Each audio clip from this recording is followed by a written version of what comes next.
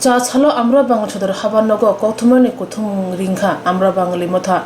kokthumani kuthumung bisingtwi Damsorao Liton Debnath khogjakmani tei bwtharjakano tei bwtharnai Sangamoni Reang khobwi kubunrogno kwrak Majra samung tisaka Litonni nukhungo khoroksano sebok rwnai tei 20 lakh rang rwnai Litonni nukhungo nai motha kwrakni bagwi TSR Camp rwnai obahairo khobwi kaiba samung tei kokthumani kuthumung ringkha Amra bangali বিশ্বাস আমাদের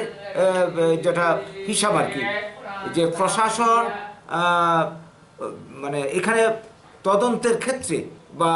কি বলবো তাকে লিটননাথের উদ্ধারের ক্ষেত্রে কোথাও কোনো ফাঁক রয়ে গেছে আর নইলে সে উদ্ধার হয়ে যেত আর জন্য তার জীবন গেল আজকে তার পরিবারটা ধ্বংস তো এই যে ঘটনা এই ঘটনার প্রেক্ষিতে এখন আমরা দেখতে চাই গভর্নমেন্ট কি পদক্ষেপ দেয় এটা আমার অতীত অভিজ্ঞতা আমাদেরকে বলে যে যারা উগ্রবাদী কাজে যুক্ত তারা যদি গভর্নমেন্টের কাছে এসে মানে সারেন্ডার অতীতে আমরা দেখেছি করেছে তাদেরকে চাকরি লুন্ডুর সরকারি পদ পাইয়ে দেওয়া হয়েছে ইত্যাদি ইত্যাদি করা হয়েছে রাজনৈতিক দলের কর্মী করা হয়েছে এইবার কি পদক্ষেপ দিয়ে আমরা দেখব রাজ্যবাসী দেখবে আমরা এইবার বলতে চাই যদি এইবার যেহেতু সে নিজেই স্বীকার করেছে সাঙ্গামণি রিয়াং যে এই ঘটনার সঙ্গে যুক্ত এবং তার সঙ্গে আরও অনেকে যুক্ত তার বিরুদ্ধে যদি ভারতীয় যে আইন ইন্ডিয়ান যে পেনাল কোড অনুযায়ী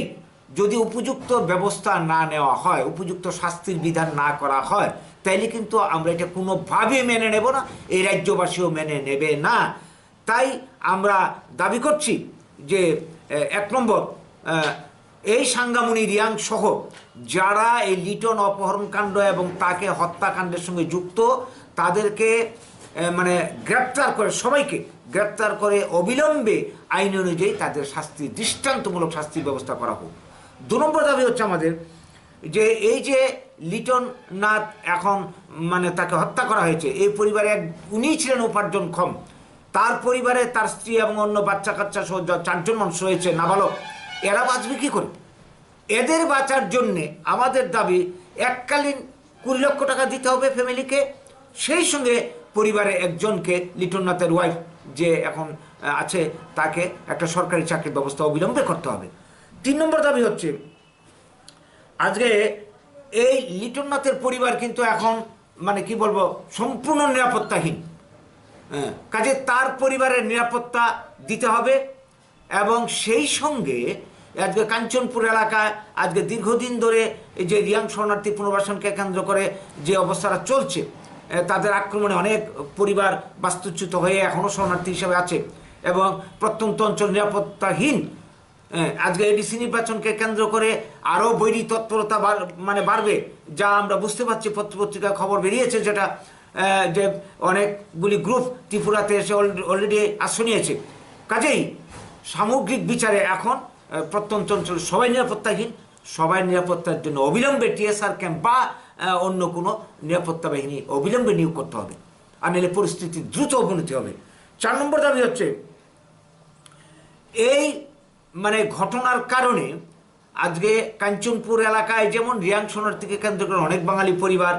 নতুন করে উদ্বস্ত হয়েছে এবং এই অপহরণকাণ্ডকে কেন্দ্র করে নতুন করে আবার অনেকে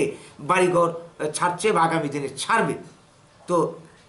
যারা অলরেডি শরণার্থী হয়ে গেছে এর মধ্যে বিভিন্ন জায়গায় আশ্রয় আছে সরকারের কোনো নজর তাদের প্রতি নেই আমরা খোঁজ রাখছি আপনাদের কাছে খবর আছে তো তাদেরকে উপযুক্ত ক্ষতিপূরণ দেওয়া হোক এবং যাতে নিজেদের বাড়ি ঘরে আবার গিয়ে মানে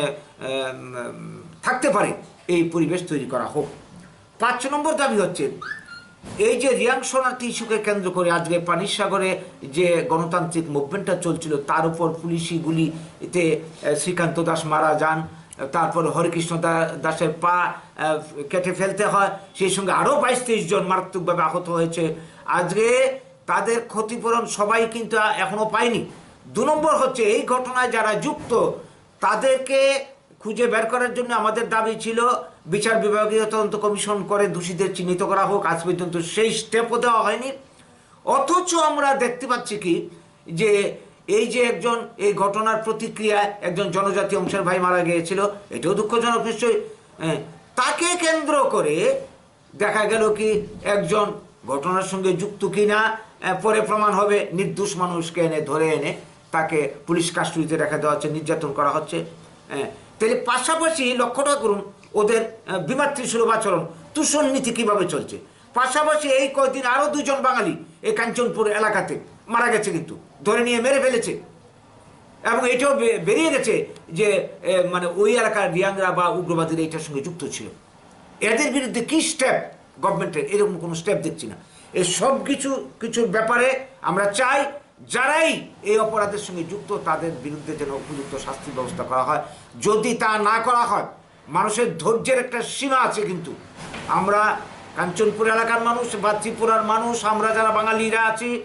এই নির্যাতন আর এইভাবে সহ্য করার মতো না। তাই আমরা সরকারকে হুঁশিয়ারি দিতে চাই, আমরা তাদের কাছে আবেদন রাখতে চাই, ত্রিপুরার শান্তি যদি রক্ষা করতে হয়, বাঙালির উপর এই যে আঘাত পরপর নেমে আসছে, এইটা বন্ধ করা হোক অবিলম্বে। যারা দোষী তাদের বিরুদ্ধে আইনত ব্যবস্থা নেওয়া হোক। আর নইলে কিন্তু আমরা ত্রিপুরার মানুষকে নিয়ে তীব্র থেকে তীব্রতর আন্দোলন সারা রাজ্যে আমরা গড়ে তুলব।